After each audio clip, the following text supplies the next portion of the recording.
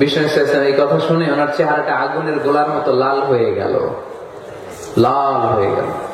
বিষ্ণু ইসলাম রেগে গেলেন। কারণ কি? ঘাড়ের চামড়া ছিঁড়ে যায় রাগে না, পাথর মেরে রক্তাক্ত করে রাগে না, নামাজরত অবস্থায় ওটের নাড়ি ভুড়ি চাপায় যে লোকটা রাগে না। আমাদের তাফসীর মাহফিলগুলো সবার জন্য, এমনকি হিন্দুদের জন্য, বৌদ্ধদের জন্য, খ্রিস্টান, নাস্তিক, নৃগোষ্ঠী, চাকমা, যেই ধর্মের হোক না কেন, যেই মতের হোক না কেন, এখানে আসতে কোনো বাধা আছে? কোন নিষেধ আছে? এটা প্রমাণ করে আমাদের হৃদয়টা উদার, ঠিক কিনা? আমাদের হৃদয়ে কোনো সংকীর্ণতা নাই। আমাদের হৃদয়টা আকাশের মতো বিশাল, সাগরের মতো বিশাল, প্রশস্ত, পাহাড়ের মতো উঁচু। আমরা ব্রড মাইন্ডেড, আমরা ন্যারো মাইন্ডেড না। কথা বলেন, আমরা কি সংকীর্ণ মনা হতে চাই? হৃদয়টারে বড় করার দরকার আছে না নাই? বিশ্বনবী সাল্লাল্লাহু আলাইহি সাল্লাম ছিলেন বিশাল বড় হৃদয়ের অধিকারী। কখনো রেগে যেতেন না, উনাকে আঘাত করলেও রাখতেন না। আল্লাহ রাসূল সাল্লাল্লাহু আলাইহি সাল্লাম যখন সালাতে দাঁড়াতেন মক্কায়, রুকুতে গেলে কাফের মুশরিকরা উটের পচা নাড়ি ঘুরিয়ে এনে বিশ্বনবীর গায়ের উপরে ঢেলে দিত। নাউজুবিল্লাহ পড়বেন না? বিষ্ণু ইসলাম রাখতেন না, নিজের উপর অ্যাটাক হলে কখনো রাখতেন না। শুধু ইসলামের বিধান লঙ্ঘন হলে তিনি রেগে যেতেন। আল্লাহর আইনের ব্যাপারে কেউ কথা তুললে রেগে যেতেন। গায়ের উপর শারীরিক অত্যাচারে রাখতেন না।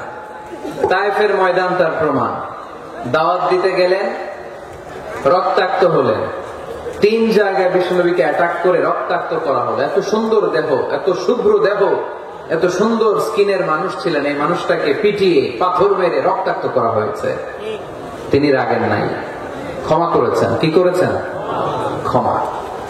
একবার উটের উপরে বসা এক বেদুইন এসে বিশ্বনবীর চাদর ধরে টান দিলেন। চাদরটা ছিল বুরদুন নাজরানি, নাজরান এলাকা থেকে আনা। এই চাদরের কর্নারে খসখসে ডিজাইন করা ছিল। ওই বেদুইন এসে ইয়া মুহাম্মদ বলে টান দিয়েছে যখন চাদর, এই খসখসে অংশ ঘাড়ের মধ্যে লেগে বিশ্বনবীর ঘাড়ের চামড়া ছিঁড়ে গিয়েছে। বিশ্বনবী সাল্লাল্লাহু আলাইহি ওয়াসাল্লাম ফালতাফাতা ইলাই, এভাবে তার দিকে তাকালেন, তাকে শুধু একটা মুচকি হাসি দিলেন। কি করলেন? আপনার ঘাড়ের এখানে চামড়া যদি কেউ ছিঁড়ে ফেলতো, আসছে ভিক্ষা চাইতে, আবার চামড়া ধরে টান দিয়ে আপনার ঘাড়ের চামড়া ছিঁড়ে ফেলছে, আপনি কি করতেন? কি করতেন? একজনকে মাইরে শোয়াই ফেলাইতাম। তার মানে ঠিকই আমরা ওরে মারতাম। বিষ্ণু ইসলাম তাকালেন, তাকে একটা মুচকি হাসি দিলেন। জীবনের সব সমস্যার সমাধান নিহিত এই মুচকি হাসির ভেতরে। এই জন্য বিষ্ণু ইসলাম সব সময় সিচুয়েশনকে কুল ডাউন করার জন্য মুচকি হাসতেন। একটা এক চিলতে মুচকি হাসি বিষ্ণুনবীর চেহারায় লেগেই থাকতো। You smile to your brother, it's a charity. Tabassumuka fi wajhi akhika sadaqa.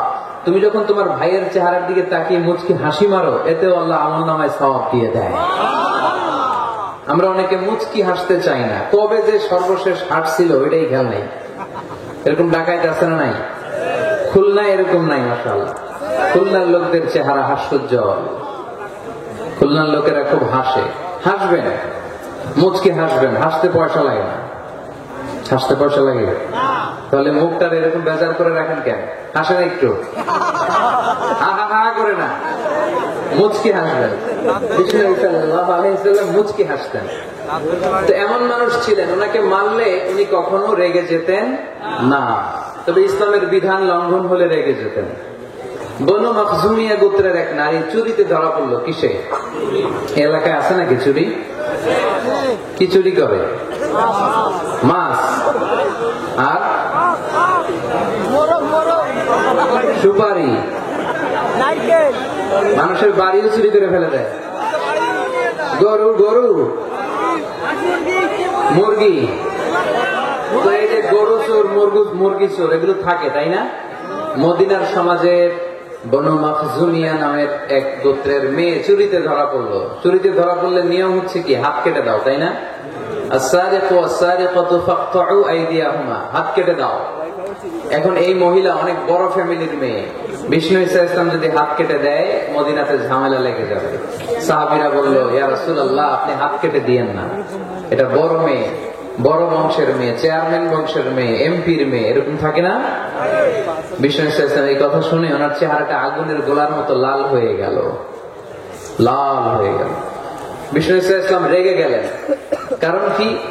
ঘাড়ের চামড়া ছিঁড়ে যায় রাগে না, পাথর মেরে রক্তাক্ত করে রাগে না, নামাজরত অবস্থায় ওটের নারী ভুড়ি চাপায় যে লোকটা রাগে না, এই লোকটাকে যখন বলা হলো ইয়া রাসূলুল্লাহ আপনি হাত কেটে না দিয়ে মাফ করে দেন, রেগে যায়। কারণ এটা আল্লাহর আইন। চিল্লায় বলো ঠিক কি? আল্লাহর আইনে কোনো সুপারিশ চলে না। বিষ্ণু ইসলাম রেগে বললেন, লাউ আন্না ফাতিমাতা বিনতি মুহাম্মাদিন সারাকাত লাকাতা'a মুহাম্মাদুন ইয়াদাহা। তোমরা ওই বনু মাখজুমিয়া গোত্রের মেয়ের জন্য সুপারিশ করো, এটা আল্লাহর আইন। এত বড় সাহস পেলে কোত্থেকে? আমার মেয়ে ফাতেমাও যদি আজকে চুরিতে ধরা পড়তো, আমি ফাতেমার ডান হাত কেটে দিতে 1 সেকেন্ডও দেরি করতাম না। এটা আল্লাহর আইন। এই আইন যদি বাংলাদেশে থাকতো, কোন চোর খুঁজে পাওয়া যেত? কথা বলেন। তুমি ছোট চোরগুলো না করে বড় চোরদের জন্য এই বিধানের দরকার আছে না নাই? হাজার হাজার কোটি টাকা মেরে দেয়, আছে না নাই? কোটি টাকা পাচার করে দেয়, পেঁয়াজের দাম বাড়িয়ে দেয়, লবণ নিয়ে গুজব ছড়িয়ে দেয়, আছে না নাই? হাজার হাজার কোটি টাকা মেরে দিচ্ছে, মানুষ খেতে পায় না। আর আপনাদের বগুড়াতে টাকা কুচি কুচি করে পানির ভিতরে পাওয়া যায়, আছে না নাই? এই চোরদেরকে হাত কাটার দরকার আছে না নাই? সরাসরি টেলিভিশনে সম্প্রচার করে যদি এক একটা চোরের হাত, বড় বড় চোর, আম চোর, কাঁঠাল চোর, মুরগি চোর, ওই চোর না, হাজার কোটি টাকার চোর, এই চোরদের হাত যদি কেটে দেওয়া হতো আর টিভিতে লাইভ সম্প্রচার করা হতো, তাহলে বাংলাদেশের চোর খুঁজে পাওয়া যেত? কথা বলেন। আমরা চোর মুক্ত বাংলাদেশ চাই, দুর্নীতিবাজ মুক্ত বাংলাদেশ চাই, আমরা ডিজিটাল বাংলাদেশ চাই, ঠিক কিনা? কোরআনের আইন ছাড়া এটা সম্ভব না। কোরআন থেকে প্রেসক্রিপশন না নিলে এই সমাজ ঠিক করা যাবে না। শুধু দুর্নীতি দমন কমিশন দিয়ে দুর্নীতি বন্ধ করা যাবে? শুধু পুলিশ, র‍্যাব এগুলো দিয়ে দুর্নীতি বন্ধ করা যাবে?